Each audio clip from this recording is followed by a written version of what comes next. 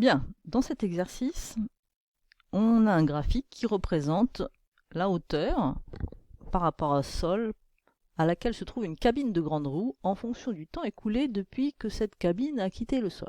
Alors qu'est-ce que ça signifie? Vous voyez que j'ai schématisé ici la grande roue. Ici, vous avez le personnage. Cette cabine, elle va monter, et hop, hop, hop, elle va faire ce tour-là, et ensuite elle va redescendre. Ok?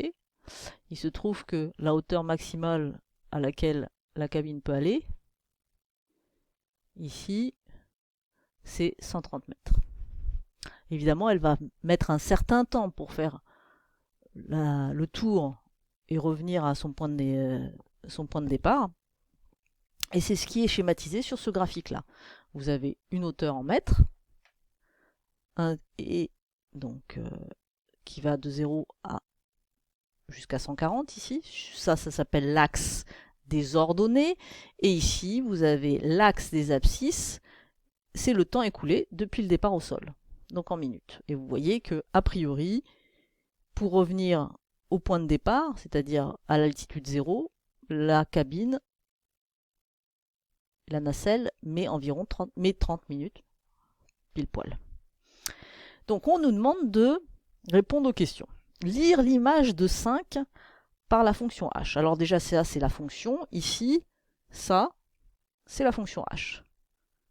C'est la représentation graphique de la fonction h de x. Sachant qu'ici, j'ai x et ici, h de x. Alors, x, c'est une grandeur, c'est le temps. Et h de x, c'est une hauteur en mètres. On nous demande de lire l'image de 5 par la fonction h. C'est-à-dire que, qu'est-ce qui se passe? Combien vaut h de 5? H de 5, alors, déjà, ici, j'ai mon 5.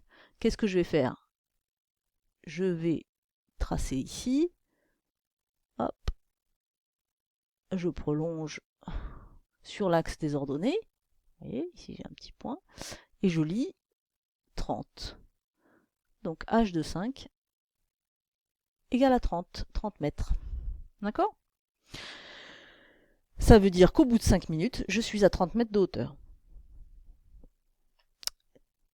Lire les antécédents de 100 par la fonction h.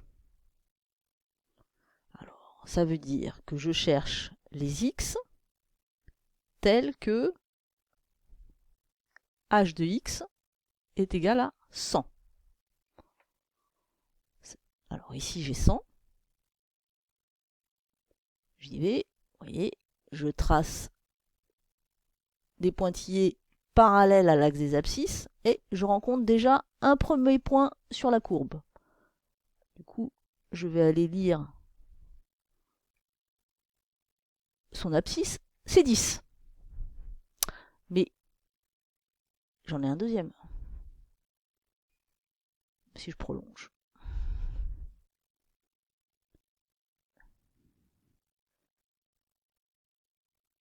C'est 20.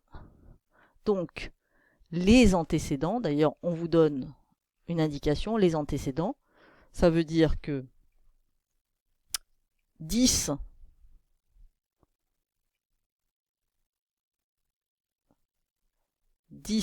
est un antécédent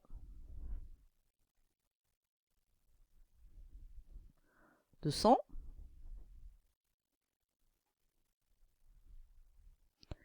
Et 20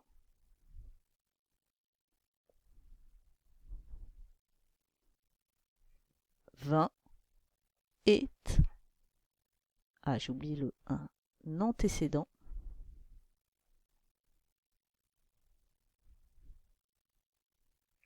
de 100 aussi. Voilà. On peut lire les images, c'est-à-dire on prend un temps et on voit où est-ce qu'on est, en hauteur, sur la roue. Et on peut prendre une hauteur et trouver à quel temps il est lié. Vous voyez que les deux grandeurs ici, les deux grandeurs ici, le temps et la hauteur sont liés. Ce qui est important de retenir, déjà, le graphique, lecture sur le graphique. On lit les images sur l'axe des ordonnées et on lit les antécédents sur l'axe des abscisses.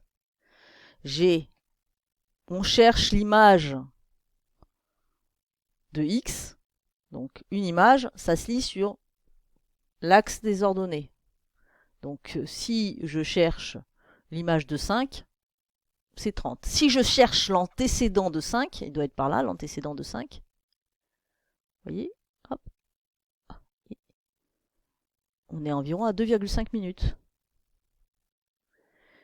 De ne pas confondre les images et les antécédents. C'est un vocabulaire que vous devez maîtriser. C'est pour ça que je vais vous donner un certain nombre d'exercices et je souhaite que vous vous entraîniez sur ces exercices-là. Vous ne pouvez pas faire l'impasse de connaître le vocabulaire. N'importe quel emploi, vous devez connaître le vocabulaire associé. Et c'est pareil pour les mathématiques. Plus vous avez le vocabulaire, plus ce sera facile de comprendre de quoi vous parlez. Et là, il n'y a pas de secret, il faut s'entraîner. Donc je compte sur vous pour vous entraîner.